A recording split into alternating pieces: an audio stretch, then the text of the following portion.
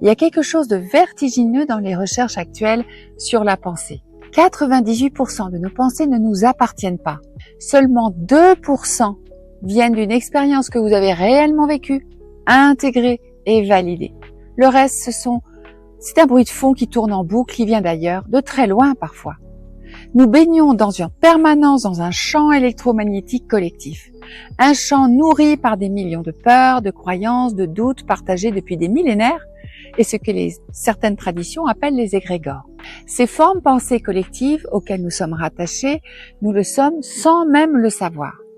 Alors, la peur de ne pas être à la hauteur, la croyance que la légitimité s'obtient, que le doute est un signal de faiblesse, ces pensées ne sont pas les vôtres, mais elles circulent en vous, à travers vous, en permanence. C'est vous qui allez les choper, parce que c'est l'ego qui les capte, qui les filtre et qui les retourne contre vous. Et c'est dans cet espace que le syndrome de l'imposteur s'installe.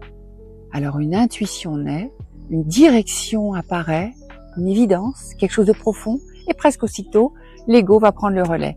Il va comparer, il convoque les peurs du passé, il cherche les preuves que vous n'êtes pas à la hauteur, que c'est pas possible, que vous n'avez pas les moyens, que les autres font mieux, que ce n'est pas le bon parcours, que tu t'es planté, que tu vas te planter. Alors vous vous figez.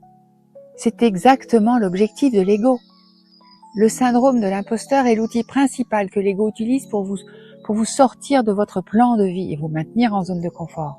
Pas pour vous détruire, pour vous maintenir dans la zone qu'il connaît, celle qu'il contrôle, celle qu'il considère comme sûre.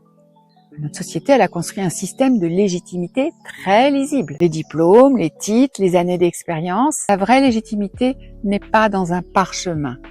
Elle est dans votre ADN.